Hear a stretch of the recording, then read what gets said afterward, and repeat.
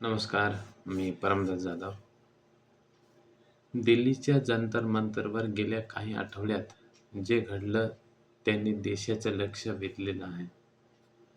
परीक्षा आणि पेपर लीकच्या मुद्द्यावरून सुरू झालेले आंदोलन हळूहळू तरुणांचा आवाज, सरकारची जबाबदारी आणि विरोधकांची भूमिका आणि लोकशाहीतील आंदोलनाचे महत्त्व यावर राष्ट्रीय चर्चेचे जे विषय आहेत ते बनलेले आहेत. आणि आता या संपूर्ण आंदोलनातून आपल्याला लोकशाहीचे जे धडे आहेत ते 10 धडे मिळतात. आणि तरुण एकत्र आले तर काय होऊ शकते, विरोधकांची भूमिका काय असते आणि सोशल मीडिया आंदोलनाला किती ताकद देऊ शकतोय, आणि सर्वात महत्त्वाचं म्हणजे लोकशाहीमध्ये सरकारला प्रश्न विचारण्याची ताकद नागरिकांकडे किती असते. आज आपण याच 10 मुद्द्यांवर चर्चा करणार आहोत. त्याच्यातला पहिला म्हणजे लोकशाहीमध्ये प्रश्न विचारण्याचा अधिकार म्हणजे फक्त निवडणूक नाही. लोकशाहीमध्ये नागरिकांना सरकारला प्रश्न विचारता आले पाहिजेत. परीक्षा व्यवस्था, पेपर लीक, विद्यार्थ्यांचे भविष्य आणि प्रशासनाची जी जबाबदारी आहे याबाबत प्रश्न उपस्थित करणे ही लोकशाही प्रक्रियेचा मोठा भाग आहे. जंतर मंतर आंदोलनाचा जो एक महत्त्वाचा संदेश म्हणजे सरकार कितीही मोठे असले तरी नागरिक प्रश्न विचारू शकतात. या आंदोलनात सर्वात मोठ्या संख्येने तरुण सहभागी झालेले आहेत. आणि म्हणून इंडिया टुडेच्या ग्राउंड रिपोर्टनुसार अनेक तरुणांसाठी हा त्यांचा आयुष्यातील पहिला मोठा संघटित निषेध होता. काही सहभागी त्याला जेन झेड मूव्हमेंट म्हणत होते. आणि त्यातूनच दुसरा धडा मिळतोय तो म्हणजे तरुण फक्त सोशल मीडियावर प्रतिक्रिया देणारी पिढी नाही, तर गरज पडली तर ते प्रत्यक्ष मैदानातही उतरू शकतात. आणि त्याच्या प्रश्नाकडे दुर्लक्ष करणे लोकशाही सरकारसाठी सोपे नाही.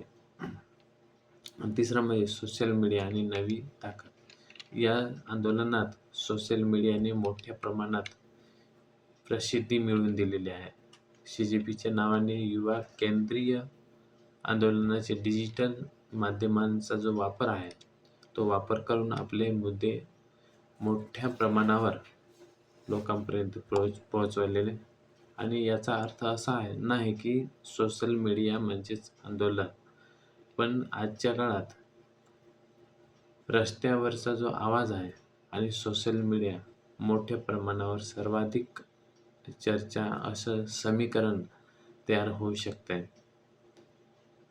आणि म्हणून विरोधकांची भूमिका महत्त्वाची का आहे, तर लोकशाहीमध्ये फक्त सत्ताधारी पक्षच महत्त्वाचा नसतोय, तर विरोधकांची जी भूमिका आहे ती तितकीच महत्त्वाची असते. आणि म्हणून सरकारच्या निर्णयावर प्रश्न उपस्थित करणे, आंदोलकाचे जे मुद्दे आहेत ते संसदेत किंवा सार्वजनिक चर्चेत मांडणे आणि सरकारकडून उत्तर मागणे ही विरोधकाची घटनात्मक राजकीय भूमिका आहे. जंतर मंतर आंदोलनाच्या काळात विरोधी पक्षाच्या नेत्यांनीही विद्यार्थ्यांच्या मागण्यांना पाठिंबा दिलेला आहे. पण एक गोष्ट लक्षात घ्यावी लागेल, तर विद्यार्थ्यांचा प्रश्न राजकीय पक्षांनी आपल्या राजकारणासाठी वापरू नये. त्याऐवजी विद्यार्थ्यांचा खरा प्रश्न केंद्रस्थानी ठेवले पाहिजे. आणि याच्यात शांततापूर्ण आंदोलनाची ताकद किती आहे, तर लोकशाहीमध्ये आंदोलन करण्याचा जो अधिकार आहे तो महत्त्वाचा आहे, पण आंदोलन शांततापूर्ण आणि कायदेशीर चौकटीत असणेही तितकेच महत्त्वाचे आहे. जंतर मंतर आंदोलनात या आंदोलनाच्या काळामध्ये मोठ्या संख्येने विद्यार्थी आणि तरुण सहभागी झालेले. 20 जुलैच्या संसद मार्चदरम्यान पोलिसांनी संघर्षाची जी परिस्थिती आहे ती निर्माण झाली आणि लाठीचार्ज व अश्रूधाराचा जो वापर आहे तो वापर झाल्याने वृत्त आहे.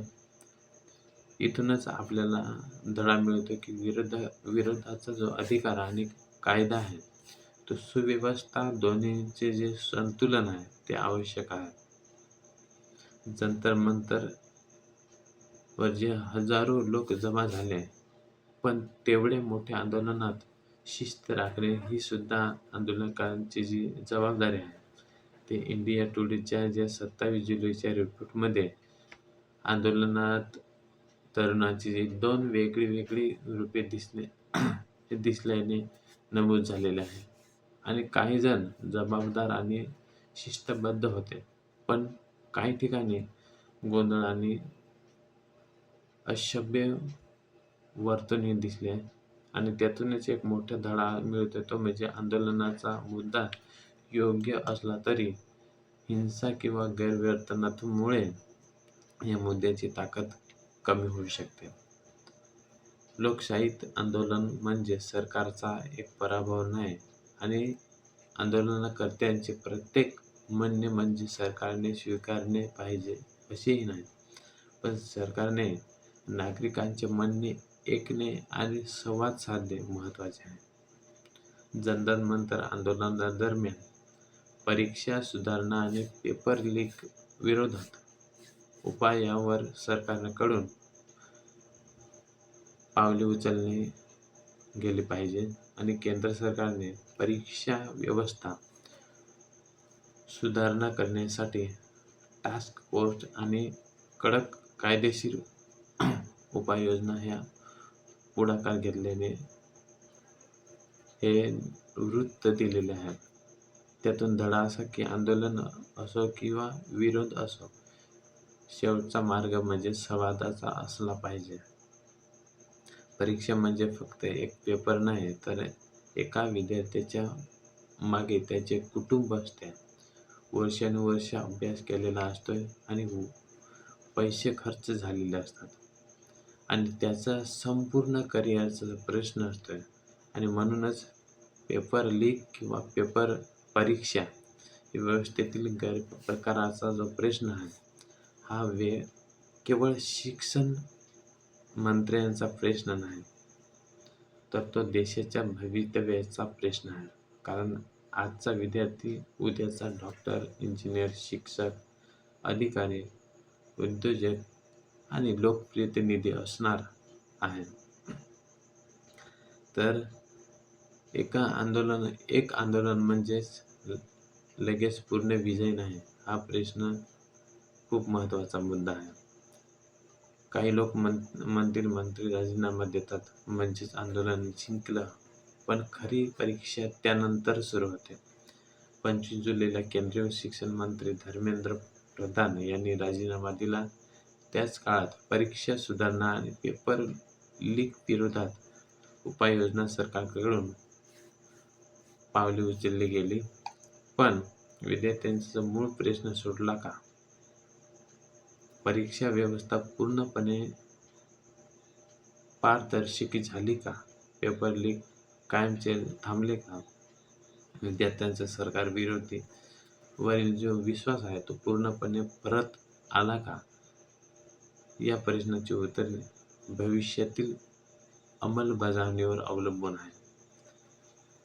तर मित्रांनो, लोकशाही फक्त संसदेत नसते, तर लोकशाही रस्त्यावरच्या नागरिकांच्या प्रश्नावरही असते. ती विद्यार्थ्यांच्या आवाजात असते, ती पत्रकारांच्या प्रश्नात असते आणि ती विरोधकांच्या टीकेत असते आणि ती सरकारच्या उत्तरदायित्वात असते. पण त्याबाबत नागरिकांची जबाबदारी मोठी आहे. खोटी माहिती पसरवू नये, हिंसा करू नये आणि विरोधक असो किंवा सत्ताधारी माहिती तपासूनच बनवावेत. जंतर मंतर आंदोलनातून हा सर्वात मोठा आपल्याला धडा घेतला जातोय. तर मित्रांनो, आज भारतात तरुणाची संख्या मोठी आहे. त्यामुळे मोबाईल आहे, इंटरनेट आहे, सोशल मीडिया आहे आणि माहिती मिळवण्याची साधने आहेत. पण खरी ताकद फक्त संख्येत नाही, तर खरी ताकद आहे ती संघटित, शांततापूर्ण आणि तथ्यांवर आधारित आवाजात. जंतर मंतरवरील आंदोलनाचे ते दाखवून दिले आहे की तरुणांचा प्रश्न राष्ट्रीय चर्चेच्या केंद्रस्थानी येऊ शकतो. आणि तर मित्रांनो, जंतर मंतर आंदोलनाचे 10 धडे आपण लक्षात ठेवूया. धन्यवाद.